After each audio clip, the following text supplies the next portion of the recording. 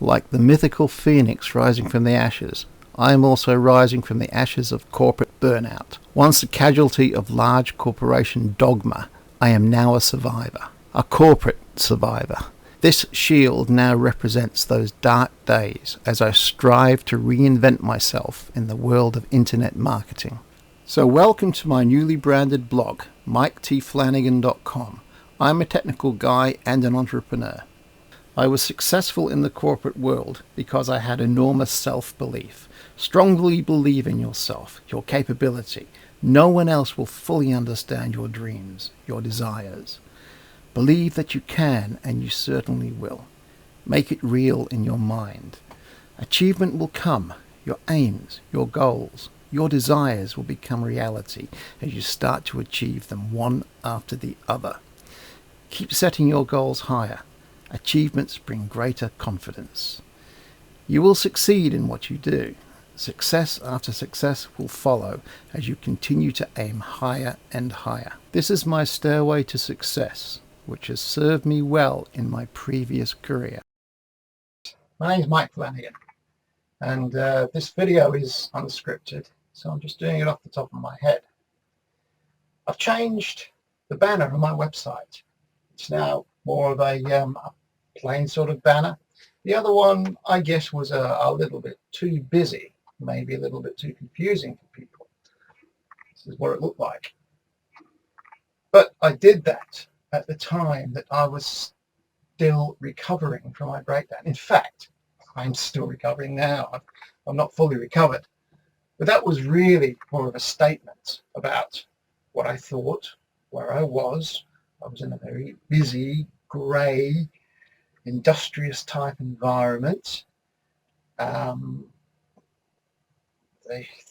weight of responsibility was on my shoulders. I worked at quite a high level. I was a senior architect for IT systems. I'm talking about large systems. I was on a lot of major projects, a lot of multi-million-dollar projects that involved large corporations who wanted their IT system making better, making sleeker. They wanted it, well, overall to be able to do a lot of things that it wasn't doing at the time, which is why they brought us in, to make things better, to make things more efficient, more powerful systems. So I was involved in that. In fact, I was in charge of a team of designers, people with various skill sets, people, subject matter experts who knew all about their particular area of specialization, such as data encryption, other security, network attached storage, network storage systems, all types of things. It was my job to bring these people together. These people were all architects as well, but in specialist skills, specialist areas. I was in overall charge of it. I was more, well, I had various titles. It depended on what project I was working on at the time. The reason I'm telling you this, you can read about this in my About Me section on my website, which is www.miketflanagan.com, as shown here. But it was a responsibility of all of that. And it wasn't just one project. It was many. I was responsible for a lot of projects. And in my time, I've done my own design work. I worked on major projects. In fact, I worked on a design proposal that was no more than a scrap of paper. And this was from Manchester Airport in England. I'm going back, a long time now, back to the late 1990s. Well, they wanted a system which they could control from one central point. They didn't want to have engineers going out fixing things, going to people's desks and fixing desktops and things. They want it doing all remotely. They want to be able to control people remotely. Now, this is all simple these days. But going back then, it wasn't so simple. It wasn't so easy. But this is what they wanted, and they gave me a scrap of paper. Yes, I applied for it, and I got it.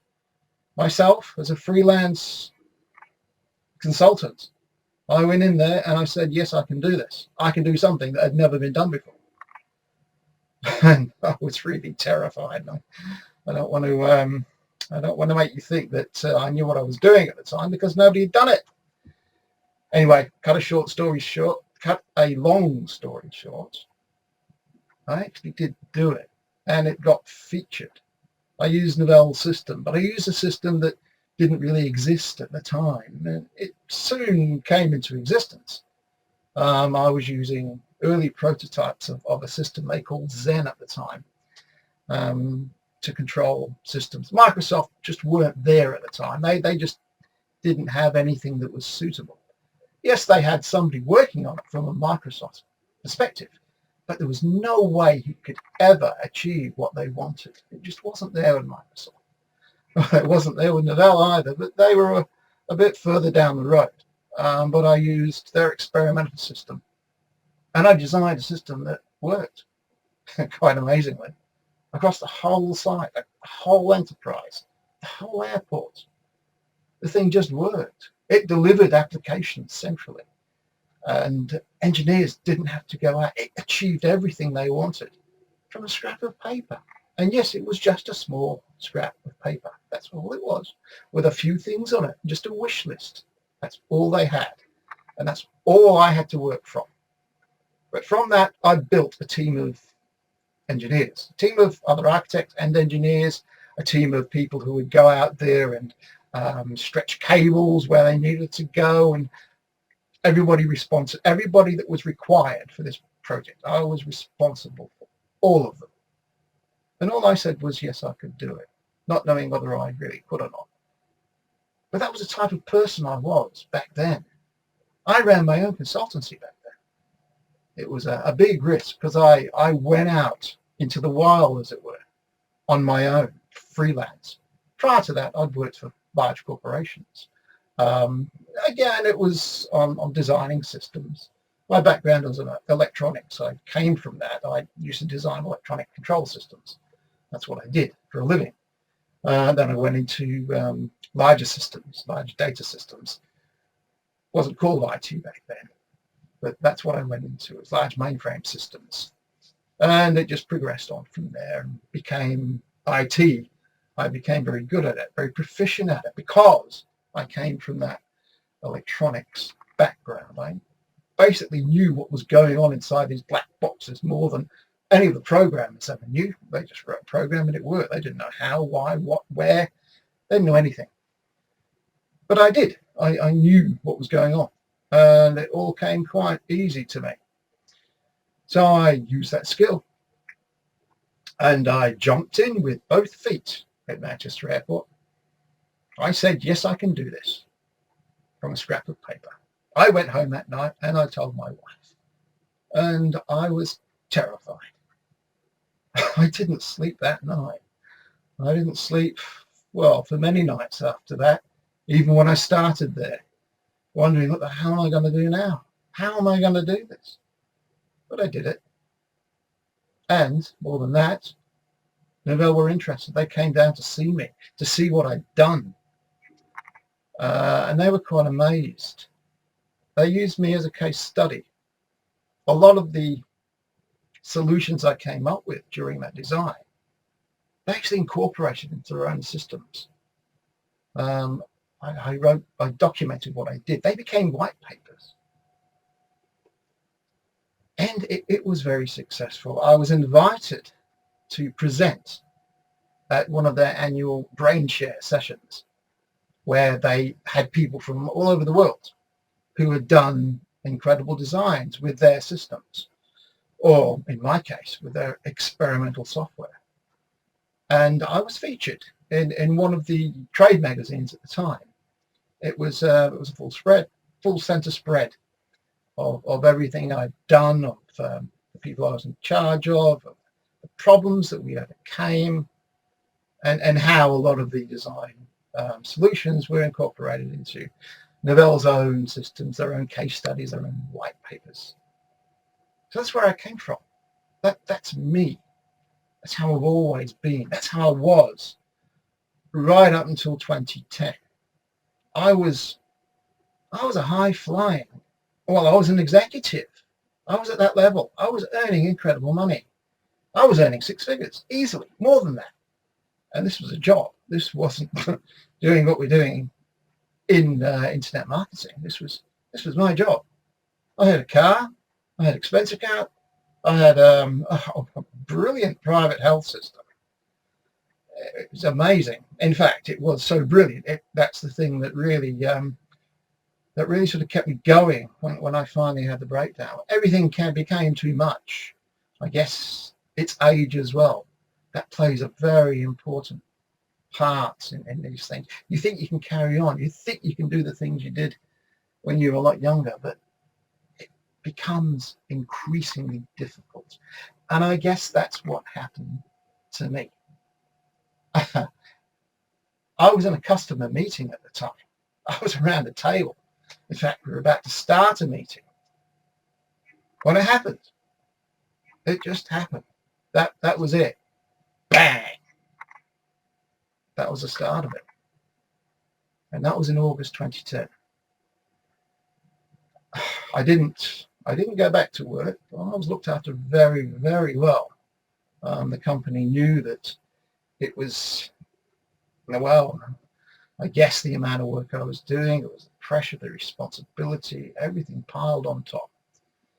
And just like everyone else, I thought I was invincible. I can handle all of this. You give me more, give me more. I can handle it. I can handle everything you throw at me. That was my attitude then. I was very self-confident, very self-assured. I could roll in and do anything. I'd speak to anybody. But, at the end of the day, we're just human beings.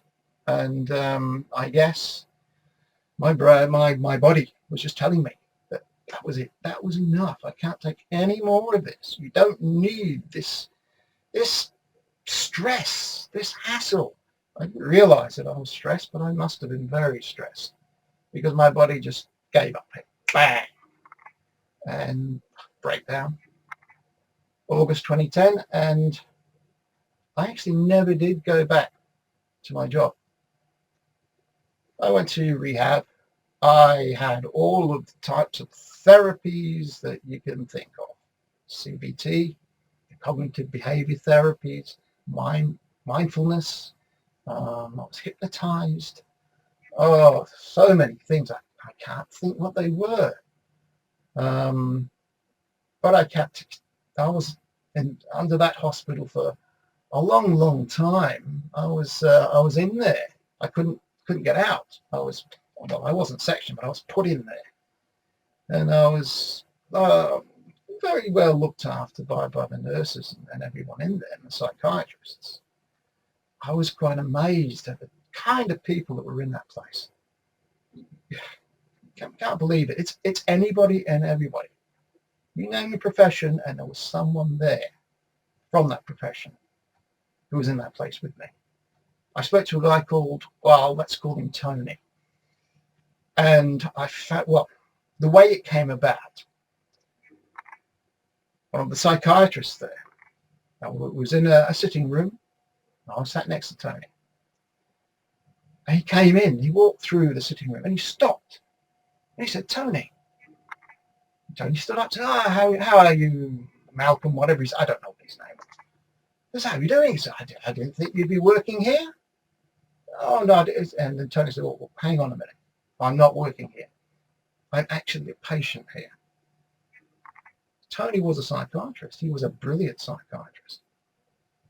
But just like me, everything suddenly collapsed around him. His whole world, everything he knew, the confidence he had, gone. He'd suffered the same kind of breakdown as I had. This was a guy that these are people that help us that break down, us that have, well, I didn't have any addictions, but there were people in there that did have addictions. They help these people. But they're not immune to it. Not at all. All the group therapies that I've been to, I found out that this is quite a common thing, certainly in the time that we live in. Stress. There is a lot of stress about. A lot of people working at such high levels, they're taking on too much. It becomes too much for them. If they don't take the hints from their body, I guess I mustn't have done either. Then the body just takes over. That is it. I guess the mind says, whoa, no more. You cannot take any more of this. If you carry on like this, you're going to be dead. So I guess that's what happened. My body, my mind took over. But since then, I've become very interested in the mind. I bought lots of books, lots of CDs. I downloaded videos and all sorts of things to find out about the mind. You know, why did this thing happen to me? Mr. Confidence himself. But it did. And I've read a lot. I watched a lot. I've listened to a lot of things. I've gone into various areas of this, into the more surreal side of things as well, which I don't think are so surreal now, that I've been through it myself. And I've seen things. I did have visions when I was in the worst of it. I did see things and I heard things that aren't there. Well, most people would say they weren't there, but they were very real to me. And from what I've read, the things I've learnt, I think they were real, but they were real in a different plane, I guess. I was seeing things that we can't normally see, but they're there. I think there's a lot of truth in this. Now, if you'd have said this to me prior to August 2010, I would have laughed at you. I'd have said, oh, get off, come off it. I haven't got time for this. I'm busy. Got all these projects to do. Well, this work, it's got to be done. Got a deadline to meet. Look, if we don't meet its deadline, we're going to lose a payment of $1.5 million. We've got to do this now, guys. Come on. No time for all this crap. That's the kind of person I was. And I didn't believe it. I didn't, not at all. But now I do. And we're talking over 5 years since this happened to me. And I've experienced a lot of things. I've seen a lot of things, which I just wouldn't believe anybody who had said that to me before 2010. I wouldn't have believed these things existed, but they do. I'm not going to go into any great detail here. The reason why I'm making this video, I made another video which was more of a sort of a joking type video of what happened to me. But at the time, I had to make that video. And you can see that video. It is on YouTube, on my channel. If you go to my website, you'll find that video. You'll find a link to it there. It is more of a jokey video, but it's based on truth. What I've just told you is more factual. That's why I wanted to make this video. I've got rid of that banner that I had, and it is now a more professional type of banner. I'm coming to the stage in my mind where I'm coming out of, I was withdrawn, very withdrawn. But I'm now coming out. I'm coming back to the type of confident person I was, but not the same person I was. I am not that person that existed 5 years ago. I'm not that person anymore. No, no, no. I was clean shaven. I didn't have all this facial hair. But I had this from being in rehab, being in the hospital. I couldn't shave. They took everything sharp away from me. They took electric razors away from me. I couldn't have the cords. But I grew the beard. The beard represented, and it's a reminder of what happened to me. I've had it ever since. I've said that once I'm better again, once I come back to the way I was, I would shave the beard off. But no, I think now this is me. This represents me. It's part of me, and I've got used to it now. So I think I'll be keeping it. It's a bit, well, I could do with trimming it actually at the moment, but it's near Christmas, and my wife doesn't want me to. She wants me to wear a big red costume and a hat for our little granddaughter, who's, well, she'll be going to see Santa again tomorrow. It's a different Santa this time, a different place. She's going to with her her mother and father. But she's seen Santa twice, and we've been there with her.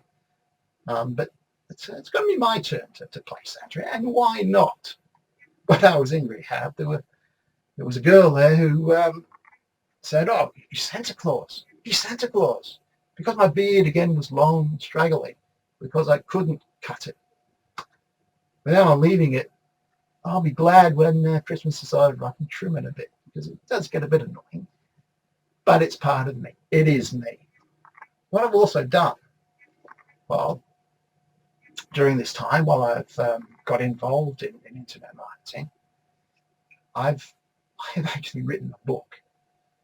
Now, this book, you can download it on my website. Here, let's get hold of the book, and it represents what I've been through. Not what I've just told you, but what I've been through as far as internet marketing is concerned. The things that I've learned, how I've done it, from my perspective, of course. But I've done it. I've written the book, and it did take me a long time to do it, because in my mind, it represented a project. That's the problem I have. That when I see something that resembles anything like the kind of work I was involved in, I start to go into that sort of a shutdown state again. But I'm gradually getting over that. It took me a while to write the book. I've written it, telling myself, this is not a project. There is no deadlines. There's nothing here to worry about. Just write a few words. That's all you have to do. And then forget about it. Go back to it when you're ready. That's how I've treated it. That's how I've treated this whole internet marketing thing. If I was the old me doing this, I can't imagine how far along I'd be by now. I really can't imagine it. Certainly a lot further than I am at the moment. But like I said, I'm taking things at a more slower pace these days. I'm not thinking of anything as being a deadline. It has to be done now. I don't panic. I try not to. Well, for a start, I'm on a lot of medication that prevents any of that kind of thing anyway. But I've learned. Thank you, everybody. Sorry about the abrupt ending. The camera fell over. Bye.